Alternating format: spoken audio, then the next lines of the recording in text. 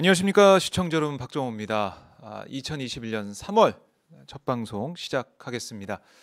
자, 지금 오마이뉴스가 리얼미터에 의뢰를 해서 매월 차기 대선 주자 선호도를 발표하고 있습니다.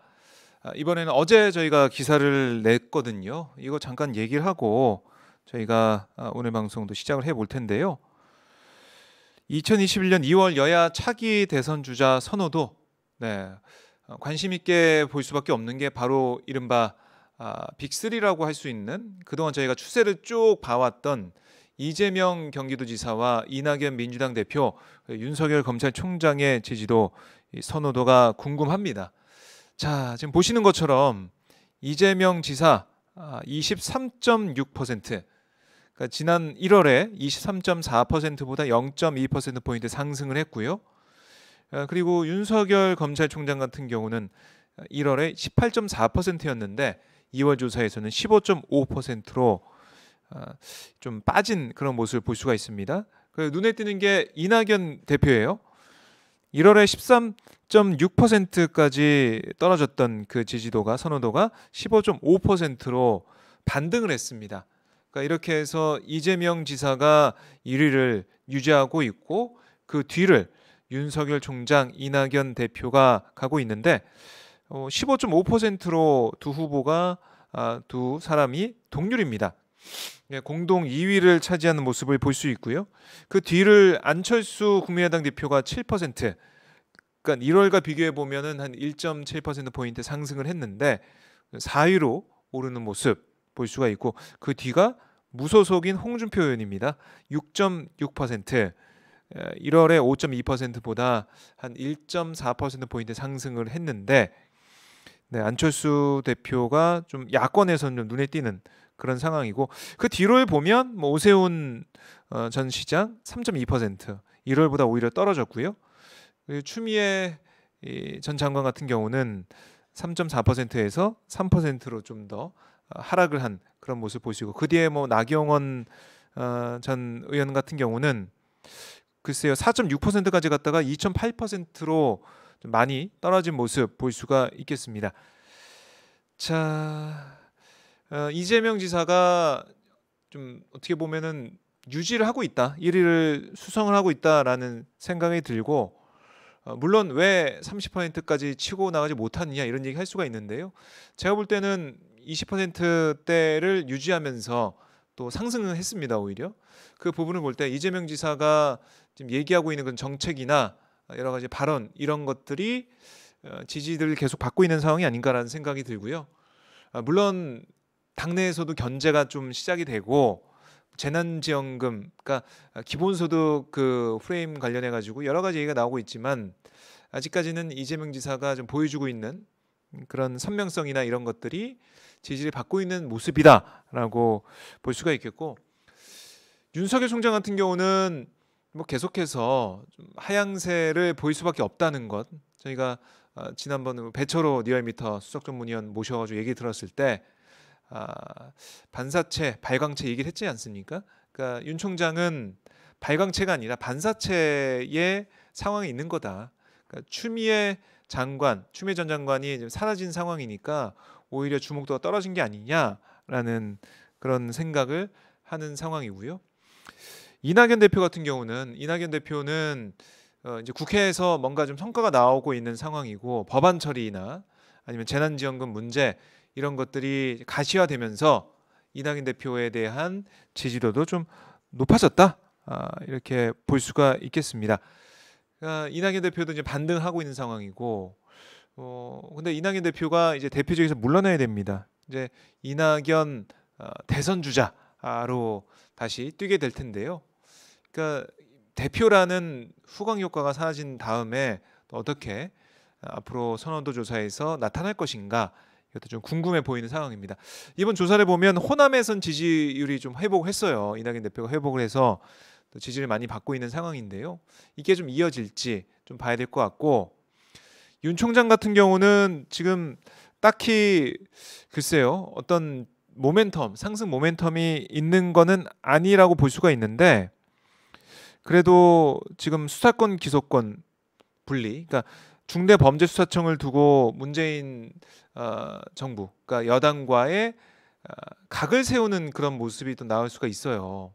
그러니까 이런 것들이 다시 한번 야권 지지층들에게 호소를 해서 임 총장이 또 맞서 싸우는구나, 지지해줘야지 라는 또 프레임이 만들어질지는 좀 봐야 될 것 같은데, 반등세로 올라갈 수 있는 상황은 여전히 있다라고 볼 수가 있겠습니다. 그리고 안철수 대표 같은 경우는 뭐 서울시장 후보로 지금 뛰고 있으면서 언론의 주목도가 높아졌기 때문에 그런 것들이 플러스된 요인이 아닌가라는 생각이 들고요. 홍준표 의원 같은 경우도 뭐 계속해서 지지세를 유지하고 있는데, 국민의힘 입장에서는 좀 아쉽겠죠. 왜냐하면 자신의 그 당 소속, 국민의힘 소속 대권 주자가 눈에 거의 보이지 않거든요. 오세훈 후보 같은 경우는 지금 뭐 3%니까요. 이제 미미하다라고 볼 수가 있겠습니다.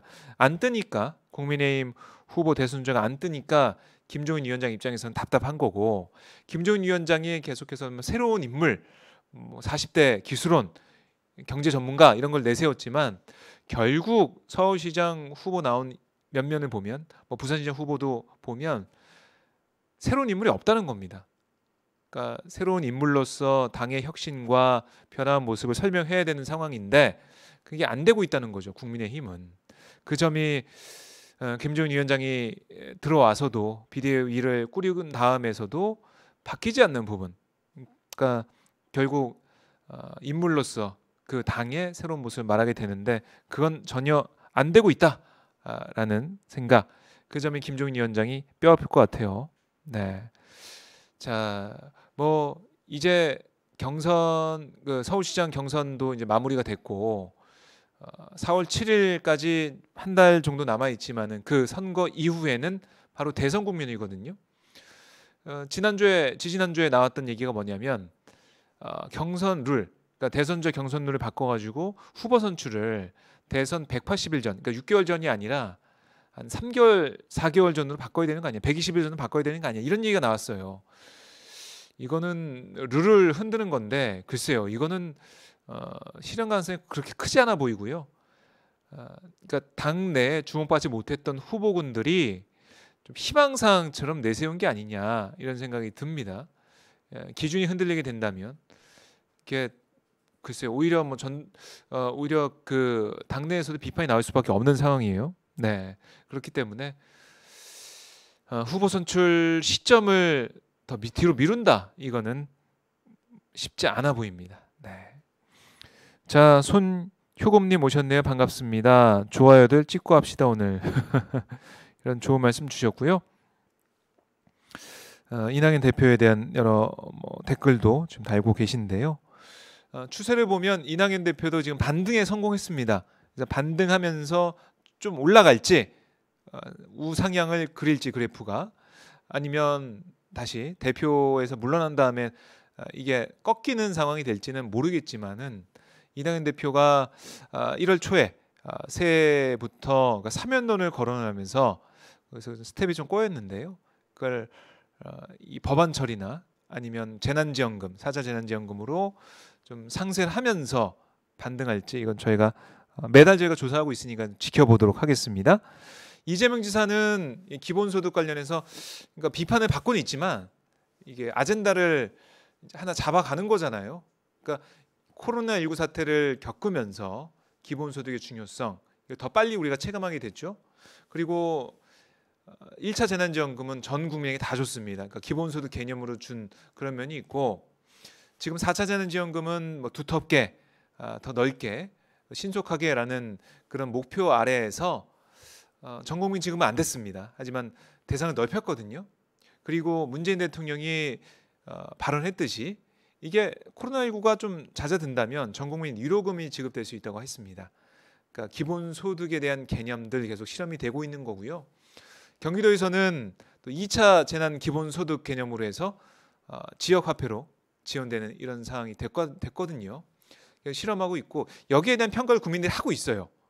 그러니까 지금까지 볼 때는 나쁘지 않거든요. 뭐 정치권에서는, 야권에서, 특히 여권에서도 비판하고 있는 목소리는 있습니다. 하지만 그런 비판과 함께 결국 우리가 가야 될 길은 기본소득이 아닌가. 왜냐하면 4차 산업혁명을 이런 걸 통해서 점점 일자리가 사라지고 있거든요. 이번에도 우리가 좀 전통 산업 같은 경우는 사라지면서 아니 그분들이 계속해서 그런 상황에 처하게 된다면 결국 기본소득을 통해서 우리 사회 공동체를 계속 지키고 계속 견딜 수 있게 버틸 수 있게 만들어가는 게 필요하거든요. 그런 방편으로 기본소득이 주목을 받을 수밖에 없어요. 그러니까 이거는 앞으로 계속 논란이 있게 되겠지만 대선까지 가면서도 찬반 갈려서 뭐 논쟁을 벌일 겁니다. 그러니까 기본소득이 아젠다가 됐고 옛날에 뭐 무상급식 생각해 본다면 그때도 다 안 된다고 했잖아요. 뭔 소리냐? 그럼 이건희 회장 손자도 공짜로 밥을 줘야 되냐? 이런 얘기가 있었는데 지금 돌이켜 보십시오. 당연하게 느껴지잖아요. 그러니까 기본소득도 이렇게 우리가 옛날에는 왜 기본소득을 반대했었지? 뭐 이렇게 나올 수가 있다는 겁니다. 지나다 보면.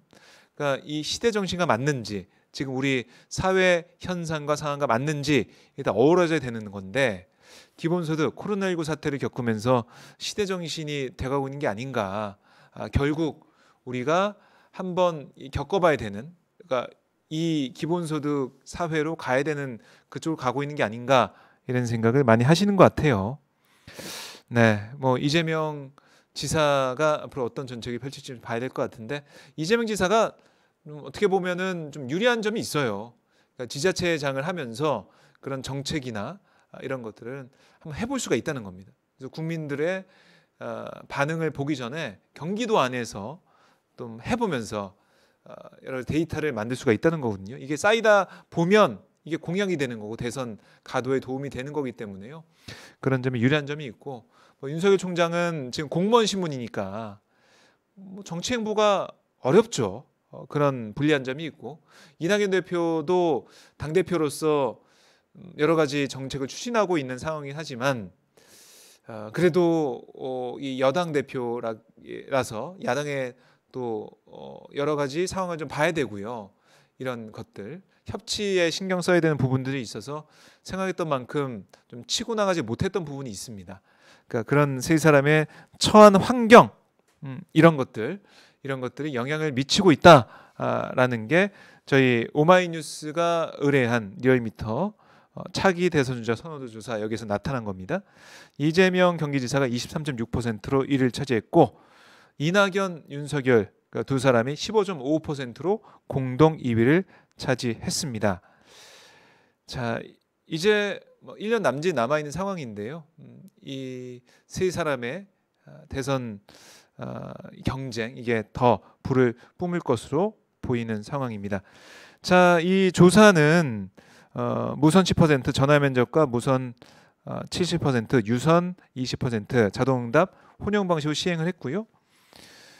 표집틀 및 표집 방법은 무선 전화 80%, 유선 전화 20% 병행, 무작위 생성 표집틀을 통한 임의 전화 걸기 방식으로 이루어졌습니다.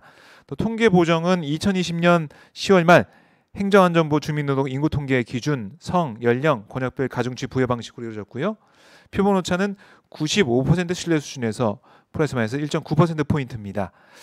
자세한 조사 결과 자료는 저희 기사 보시면은 자료 보기를 클릭하시거나 리얼미터 혹은 중앙선거 여론조사 심의위원회 누리집 그러니까 홈페이지를 참조하면 됩니다. 자, 오마이뉴스가 리얼미터와 2018년 11월 이후 매월 마지막 주에 차기 대선주자 선호도 조사하고 있는데 이걸 쭉 보면 추세가 보여요. 그리고 국민들의 여론이 어떻게 바뀌었는지 보실 수가 있으니까요. 오마이뉴스 기사를 통해서 봐주시면 더 좋겠습니다. 자, 이렇게 여러분들의 성원과 응원으로 오마이뉴스 여러 가지 다양한 컨텐츠를 준비하고 있습니다. 화면 아래쪽에 보면 전화번호가 있어요. 010-3270-3828, 010-3270-3828 여기 연락 주시면 전화 주시면 제 오마이TV 자발적 시청료를 내실 수가 있습니다. 누가 내라고 해서 내는 시청료가 아니라 자발적으로 오마이TV가 계속 방송할 수 있게 여러분들 힘을 모을 수가 있겠습니다. 010-3270-3828 전화 기다리겠습니다.